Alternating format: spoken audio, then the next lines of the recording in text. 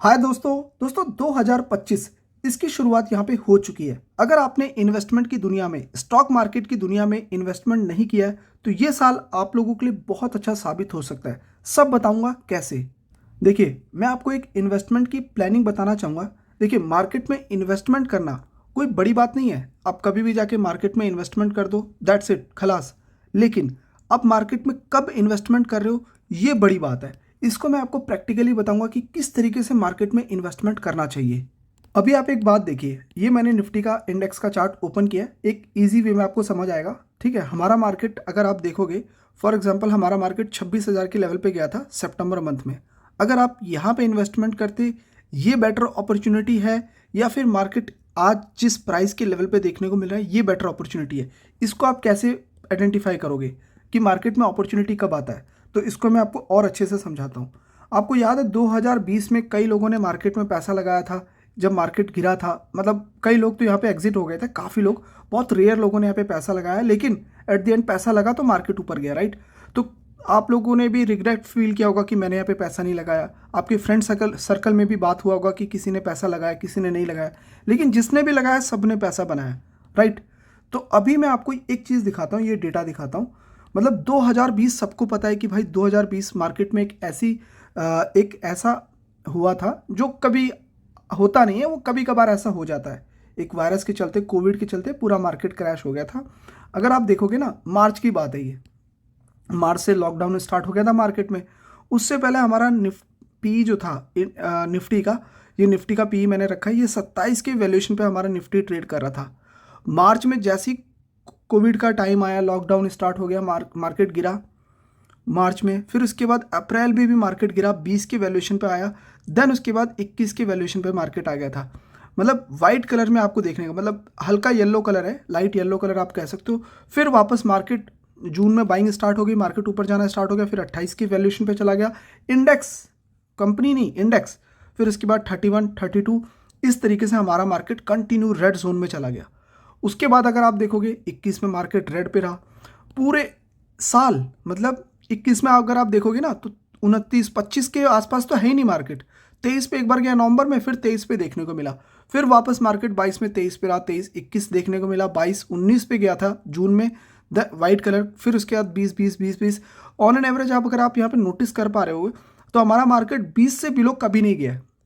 ये दिसंबर तक का डेटा है। फिर 23, 24 का डेटा देखिए, 24 में हमारा मार्केट 22, 22, 22, 22, 22, ठीक है, 22, 21, 22, 23 पे देखने को मिल रहा है। और अभी हमारा मार्केट लोएस्ट लेवल पे देखने को मिल रहा है 21, 22। आप कह रहे हो कि मार्केट गिरेगा, मार्केट अपने लोएस्ट लेवल पे देखने को मिल रहा है इंडेक्स। और इसको एक चीज़ और देखिए, हमारा मार्केट उस टाइम पे कितना गिरा था, यहाँ पे मैं आपको दिखाता हूँ। कोविड के टाइम पे हमारा मार्केट ऑलमोस्ट 30% गिर गया था, 34% हमारा मार्केट ऊपर से गिर गया था। और अभी हमारा मार्केट कितना गिर गया है? उस टाइम पे कोविड आया था, इस टाइम पे मार्केट में कुछ नहीं है। यहाँ पे कितना मार्केट गिर गया था, ये अगर आप देखेंगे तो करीब एग्जैक्टली 11% टॉप से गिर गया है इंडेक्स। तो मार्केट गिरा हुआ है लेकिन मार्केट में कुछ भी नहीं है, सिर्फ अर्निंग्स की बात है, थोड़ी इकोनॉमी स्लो है, ऐसा कुछ मेजर इश्यूज तो देखने को नहीं मिल रहा है। इवन अभी 2025 की शुरुआत में क्यों बेटर बोल रहा हूँ, पहला तो मार्केट आपको नीचे मिल रहा है, लोएस्ट वैल्यूएशन पे देखने को मिल रहा है। दूसरा, जो बड़े कॉन्फ्लिक्ट थे जियोपॉलिटिकली अगर हम समझने की कोशिश करें तो रशिया वर्सेस यूक्रेन, ऑलमोस्ट मेरे को ये बिलीव है कि ट्रंप इसको भी ख़त्म कर देंगे। उनका जो माइंडसेट है ना, वो बिजनेस माइंडसेट वाले बंदे हैं, ठीक है। जहाँ तक वो कैपिटल माइंडसेट वाले बंदे हैं, वो ये वॉर नहीं कंटिन्यू रहने वाले। अरे अब भाई आप ये सोचो, जब इसराइल और हमास के बीच का वॉर को उन्होंने सीज फायर में बदल दिया, तो आप सोचो रशिया तो कुछ भी नहीं है। मतलब एट द एंड कन्विंस करने की अगर हम बात करें तो मुझे ऐसा लगता है, मेरा ऐसा मानना है, बाकी आप अपना कमेंट दे सकते हो, एक जियोपॉलिटिकली जो टेंशन था पूरे वर्ल्ड में वो यहाँ पे ख़त्म होने की बात आ रही है। ये हम सब के लिए अच्छा है, जो मार्केट इसको अप्रिशिएट करेगा, आज नहीं करेगा कल करेगा, इसको ऐसे समझिए। तो ये एक बहुत अच्छी बात है हम लोगों के लिए। दूसरा, हमारा मार्केट अभी नीचे गिरा हुआ है। और सबसे बड़ी बात पता है क्या है? अगर आपकी एज कम है ना, अगर आप 20 साल की एज में हो ना, जितने कम एज में आप हो ना, उतना जल्दी आप रिटायरमेंट ले सकते हो मार्केट से। आपको एक बहुत ही बेसिक सा एक डेटा दिखाऊंगा, बड़ा ही इंटरेस्टिंग डेटा रहेगा कि किस तरीके से आप अगर इन्वेस्टमेंट अर्ली करते हो तो आप एक्चुअली आप रिटायर अर्ली कैसे हो सकते हो। नॉर्मली मैं ये मान के चल रहा हूँ कि अगर देखिए एक हेल्दी पैसा लेके निकलना है ना, तो 50 की एज, 40 की एज में भी लोग बोलते हैं, बट 40 की एज में मुझे नहीं लगता कि कोई जल्दी रिटायरमेंट हो पाता है। 40 की एज में तो लोग नौकरी भी करते हैं। तो 50 की एज एक ऐसी एज है जहाँ पे हम लोगों को फाइनेंशियली फ्री हो जाना चाहिए। मतलब पैसों की चिंता नहीं होनी चाहिए कि मेरे पास पैसा कहाँ से आएगा। ऑटोमेटिक आपके अकाउंट में हर महीने एक मैसेज आना चाहिए कि भाई आपको या तो डिविडेंड के रूप से, या आपके पास इतनी वेल्थ है कि आप उस पैसे को पूरे अगले 50 ईयर तक भी खर्च करो तो कोई प्रॉब्लम नहीं है। तो मैं इसको एक ऐसा नहीं, मैं करोड़ों की बात नहीं करूँगा, मैं सीधा सिंपल एक कैलकुलेशन के साथ बात करूँगा। एक लमसम पैसा आप लेते हो, 1 लाख रुपए आप उठाते हो, और आप मार्केट में वो पैसा 20% रिटर्न के हिसाब से, ये तो फाइंडिंग आपके हाथ में है दोस्तों। कभी कभी मार्केट नीचे भी जाता है, लेकिन कभी ग्रोथ ऐसी मिलती है कि वो 100% रिटर्न भी हो जाता है, और हमने देखा भी है मार्केट में बड़े अच्छे रिटर्न्स के साथ आगे बढ़े हैं। तो यहाँ पे 20% ऑन एन एवरेज मैं मान के चल रहा हूँ, क्योंकि ये इंडेक्स की मैं बात कर रहा हूँ, तो 20% से इंडेक्स ग्रो करता है। 20% के हिसाब से अगर आप 20 ईयर के लिए, अगर आप 30 के एज पे हो ना, तो आप 20 ईयर के लिए करोगे तो 50 ईयर तक आपको ये पैसा लगा के छोड़ना पड़ेगा। तो 20 साल तक अगर आप लगा के छोड़ते हो तो 1 लाख आपके कितने बन जाएंगे, करीब 37 लाख का उस पर रिटर्न मिलेगा, और 38 लाख आपके पास मिलेंगे। 38 लाख का आपको जो है यहाँ पे मार्केट से रिटर्न मिलेगा कंपाउंड इंटरेस्ट के साथ। ये है 20 साल के बाद। अगर आपकी एज 20 है और 20 ईयर के लिए आप इन्वेस्टमेंट कर रहे हो तो कितना हो जाएगा, 40 हो जाएगा, राइट। और 5 साल अगर आप उसमें और जोड़ दोगे ना, मैं तो 50 पे बोल रहा हूँ ना रिटायरमेंट, 45 तक अगर आप होल्ड कर लेते हो ना, तो आपको पता है सिर्फ 5 साल में ये जो पैसा है, ये 38 लाख कितना बन जाएगा। यहाँ से इसको 5 साल अगर मैं बढ़ाऊंगा ना, 23, 24, 25 कर देता हूँ मैं, राइट। यहाँ पे लिख देते हैं 25 कर देते हैं इसको। यहाँ पे कितना हो जाएगा आप देखिए, ये कितना हो गया, 95 लाख। समझ रहे हो आप, सिर्फ 5 साल। अभी आपने 50 टच नहीं किया है, बिफोर 50 ईयर आपके पास 95 लाख हो गया। और इसको अगर आप 50 तक ले जाते हो, मतलब 20 की एज में अगर आप इन्वेस्टमेंट करते हो, सो यहाँ पे 30 साल आपकी इन्वेस्टमेंट हो जाएगी, और ये आपके बन जाएंगे 2 करोड़ 37 लाख आपकी टोटल वैल्यू हो जाएगी। तो मार्केट का ये एक बहुत अच्छा मैजिक है। मैजिक क्या, इन द सेंस ये कंपाउंड इंटरेस्ट ही होता है। जितना जल्दी इन्वेस्टमेंट करोगे उतनी अच्छी कंपाउंडिंग आपको मिलेगी। तो आप इस तरीके से 50 की एज में इतना पैसा लेके निकल सकते हो। ठीक है, मैं ये भी मानता हूँ कि चलो मैक्सिमम लोगों की एज 30+ है, तो यहाँ पे आपका जो है एक आप तरीका कर सकते हो, इसको बढ़ा सकते हो। 1 लाख को यहाँ पे आप 5 लाख कर सकते हैं अपनी इन्वेस्टमेंट को। तो आपका पैसा जो है, अगर आप 20 साल के लिए रखते हैं 30 पे लेके ऑन एन एवरेज, तो आप अच्छा थोड़ा पैसा लेके निकल सकते हैं। कोई बड़ा अमाउंट तो नहीं बढ़ा है, मैंने 5 किया है। अगर 30 की एज में इतना पैसा तो हम रख सकते हैं मार्केट में इन्वेस्टमेंट करने के लिए। तो लगभग 2 करोड़ के आसपास यहाँ से हम लोग वेल्थ पैसा निकाल सकते हैं। ये चीज़ ध्यान में रखिए। तो ये इसीलिए मैं आपको बोल रहा हूँ 2025 की शुरुआत बहुत अच्छी है।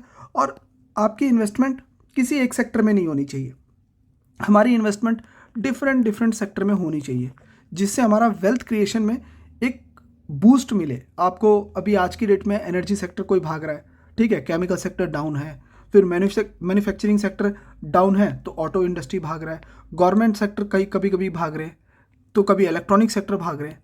इस तरीके से जो है हम लोगों को अपना डिफरेंट डिफरेंट सेक्टर की कंपनीज को स्टडी करते रहना चाहिए। तो इससे रिलेटेड आपके लिए मैं एक हेल्प आउट कर देता हूँ। जैसे कि अभी हमने देखा रिसेंट पिछले 5 साल पहले कोविड आया, अभी रिसेंटली मार्केट में न्यूज़ ऑलरेडी एक सर्कुलेट हो रखा है HMPV वायरस का, ठीक है। इसको लेके हम देख रहे हैं कि इसको भी बोल रहे हैं कि सिमिलर लाइक कोविड जैसा ही ये वायरस है, बट इसका अभी वैक्सीन नहीं है।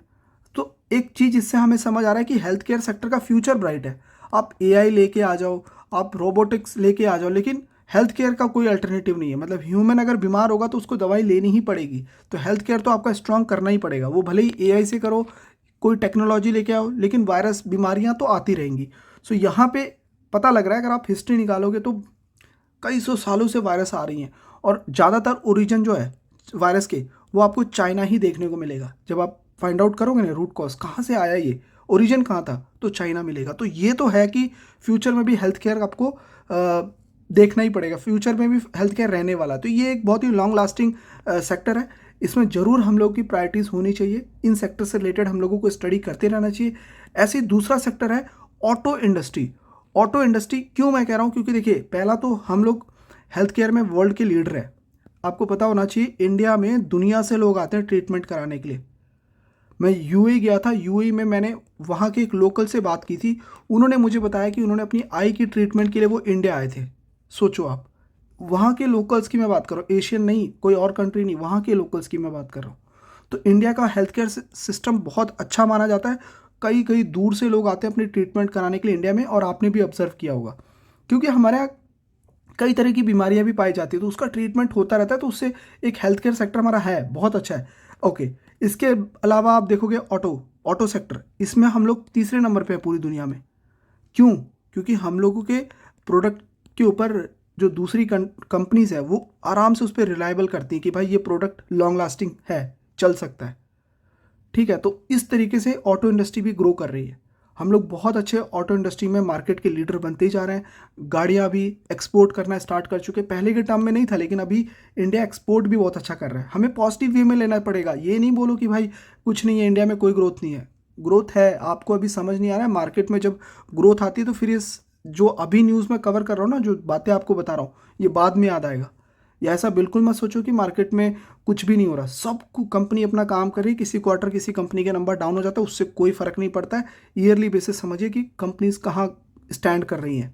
ऐसे एक और सेक्टर है इलेक्ट्रॉनिक मैन्युफैक्चरिंग। इस पे गवर्नमेंट का स्पेशली फोकस है कि भाई हमें मैन्युफैक्चरिंग हब बनना ही बनना है। इलेक्ट्रॉनिक्स में बहुत पीछे है हम लोग, बहुत सारी चीज़ों में आगे हैं, बट यहाँ पे हम लोग नहीं है। तो इसमें आप लोग को कंटिन्यू पीएलआई सपोर्ट मिलेगा। इन सेक्टर्स के ऊपर भी ध्यान दे सकते हैं, स्टडी कर सकते हैं। उसके बाद नेक्स्ट रिन्यूएबल के ऊपर गवर्नमेंट का स्टिल फोकस रहने वाला है। हम लोगों की इसकी रिक्वायरमेंट है, बिकॉज फ्री ऑफ कॉस्ट जब आप एनर्जी क्रिएट करने के लिए, जब आपको इसकी रिक्वायरमेंट है, इसके लिए हम मतलब गवर्नमेंट सपोर्ट कर सकती है। जब ये क्रिएट हो जाएगा तो आपको एनर्जी आराम से आप क्रिएट कर सकते हो। सो इंडिया इसमें बहुत बड़ा एक एक्सपोर्ट, वैसे तो चाइना नंबर 1 है पूरी दुनिया में, सबसे ज़्यादा सोलर पैनल वगैरह जो है वही सप्लाई करता है, बट यहाँ पे इंडिया बहुत तेज़ी से काम कर रहा है। सोलर वाली कंपनीज को जाके स्टडी कीजिए, 5-5, 10-10 साल में क्या ग्रोथ दिखाया है इन्होंने। लोगों ने अच्छा खासा यहाँ से एक पैसा बनाया है। तो ये सेक्टर बहुत तेज़ी से ग्रो कर रहा है। इन सेक्टर के ऊपर ज़रूर आप ध्यान दे सकते हो। उसके बाद एक और ऐसे सेक्टर की मैं बात करूँगा, एफएमसीजी, जो कि अभी के टाइम पे पिछले 2-3 सालों से डाउन देखने को मिल रहा है। तो लोगों को लग रहा है कि ये सेक्टर इग्नोर कर दिया जाए। गलती मत करना, एफएमसीजी कभी भी बंद ही नहीं हो सकता है ना। एफएमसीजी कैसे आप बंद कर सकते हो? कैसे आपकी जो जो डेली नेसेसरी आइटम्स हैं वो आप परचेज करना बंद कर दोगे? तो एफएमसीजी एक बहुत ही इंपॉर्टेंट सेक्टर है। यहाँ पे बहुत सी कंपनी है जो भी अंडररेटेड है, वैल्यूएशन वाइज भी काफ़ी डाउन देखने को मिल रहा है, ग्रोथ काफ़ी लंबे टाइम से नहीं है। वहाँ पे एक इन्वेस्टमेंट के साथ आगे बढ़ा जा सकता है। सो ये चीज़ को यहाँ पे हमें समझने की ज़रूरत है।